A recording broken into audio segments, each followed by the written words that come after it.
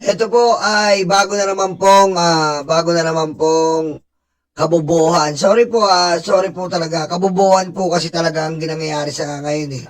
Aray ko. Sabi niya itong isang DDS na supporter na si Mata na tumakbo ng senador na wala namang bumoto.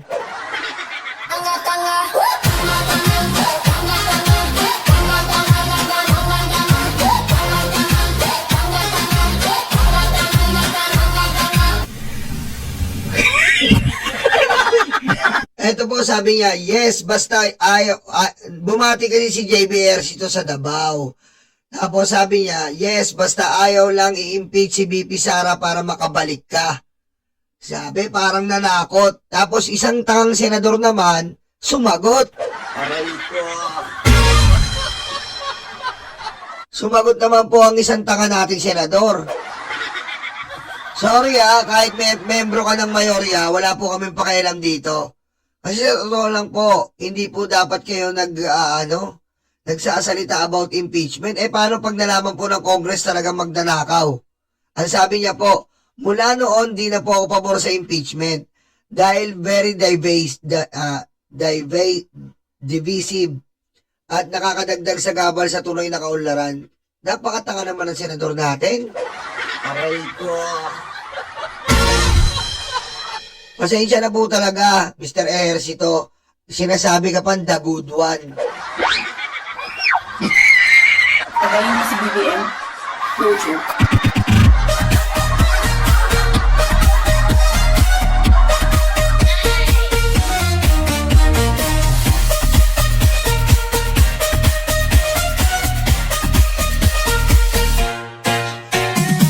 Di ba? But feeling niya, kapag may ang impeachment, divisive siya. Nagdi-divide ng mga tao, ng taong bayan. Di tanggalin na lang natin sa konstitusyon yan. Aray ko. Diba? Tanggalin na lang po natin sa konstitusyon yan. Total, para kay JB Ejercito, ay nakakapaghiwalay lang sa taong bayan. Anong klaseng senador ba mayroon talaga tayo? Pasensya na po para magbigay ka ng kaagad ng isang conclusion na hindi ka maging pabor sa impeachment. Sa tingin niyo po, hindi po ba nakakabobo yun? Diba, ba't ka magbibigay ng isang conclusion mo agad-agad na hindi pa man nasisimula ng impeachment, hindi ka na pabor? Kaya sabi ko nga sa inyo, wala na tayong maaasahan dito sa Senado eh. Aray ko. Konti na lang talaga ang lumalaban para sa katotohanan. Puro na lang iisipin dapat dito, puro flood control. Given the fact na ang flood control ay napaka masalimuot at nakakarimarin po na pangyayari na nangyari sa Pilipinas. Pero hindi lang naman po ang issue nun eh. Gusto yata nila mag-focus na lang tayo, Gusto nila yata mag-focus na lang tayo sa flood control. Yung mga nagnanakaw sa iba't ibang paligid tulad ni Sara Duterte, ay wag natin pansinin. Anong klase mga senador ba to? Hindi ko na rin alam minsan kung ano ba talaga nangyayari sa Pilipinas eh. Siguro kaya tayo nagkakaganito dahil may mga senador tayo, mga China, mga Duterte, ay pusang ina. Pero mo sabi niya, parang natakot pa siya dito. Parang natakot siya sa comment. Diba? Parang natakot siya na anak ng weteng, natakot siya ata, kaya nag-reply siya na mula noon, di ako pabor sa impeachment. Anak ng butete naman, oo.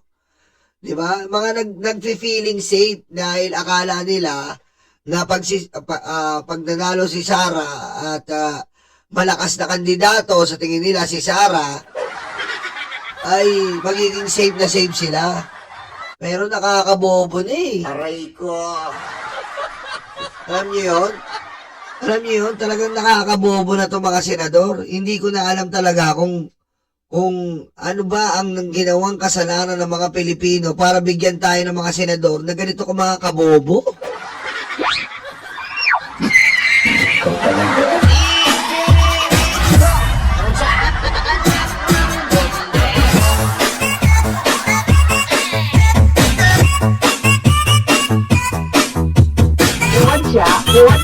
Watch out.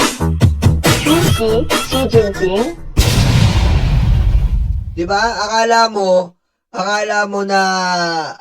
mo talaga para sa taong bayan. Pero kung para sa taong bayan kayo, hindi kayo ganyan eh. Hindi kayo dapat nakikitaan ng mga bagay na ganyan na parang binuhusgahan nyo na hindi pa man nagsisimula, inuhusgahan na. Anak ng ngueting kaya walang mangyari-yari po sa sa taong bayan eh. Dahil sa mga senador natin ganito walang kwenta eh. Alam mo 'yon? Kahit hindi mo naman siguro pag-aralan maigi, makita mo na lang ganyan, no? Diba, makita mo lang yung ganyan, may mga senador na ganyan. Ano ba naman tong buhay natin na to? Anak ng weteng, akala mo naman yung inaangat nila, talagang nakapagtaguyod. Oy, Jean Bara, thank you. Jean Bara, thank you. Akala nyo po yung inaangat nila ay talagang nakapagtaguyod ng maganda sa bansa? Eh, nakita nyo naman, tinatalakay sa international community ngayon yung tatay niyang mamamatay tao. Tinatalakay ngayon sa ibang bansa ang hustisya para sa ating mga nawalang kababayan. Na sinisiraan pa po nila ang mga biktima ng EJK. Kung ano-ano mga fake news ang ginagawa nila. Aray ko. Parang ngayon masama na maging neutral. Talagang sasabihin nila yung yung sasabihin nila ngayon talaga yung kung ano ang talagang kinakampihan ng mga timawang ito. Aray ko. Wala na yung salitang integridad eh. Wala na yung salitang delikadesa. Wala na yun eh. Dapat kahit papaano, diba, meron tayong delikadesa. Diba, yung mga ganyan na masyado kayong kampi sa mga Duterte, mag-resign kayo. Umalis kayo sa pagkasenador. Dilaan niyo yung puwet ng mga Duterte. Pero dilaan niyo yung puwet ng mga Duterte, sila magpasweldo sa iyo. Pusangin na kami nagpapasweldo sa inyo, ganyan nakikita namin sa inyo. Aray ko. Paano mo sasabihin very divisive? Paano mo sasabihin nakakadagdag sa gabal? Eh di sisihin mo yung konstitusyon. Sila naglagay niyan ng impeachment eh. Oh. Sila naglagay niya, nag-mandate sa inyo na mga tanga kayo dyan, Duterte Black, at yung mga ibang mayorya dyan na nagpapanggap. Diba? Kayo nga, sisihin nyo yung konstitusyon. Huwag nyo isisihin yung sitwasyon. Huwag nyo isisihin yung naghahanap ng totoong lunas sa korupsyon. Sinisisi nyo yung naghahanap ng mga lunas sa korupsyon para matigil. Oh. Ibang klase eh. Ibang klase ito si JBRC ito. May pa good one pa.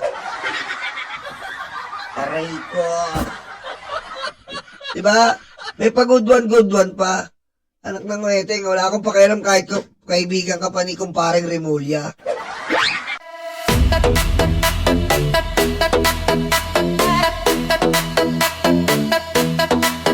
Takot na ang mga aso, dumarating ang mga kaso. Sila ay sinusundo na, dadalhin sa tatay nila. Aray waranto,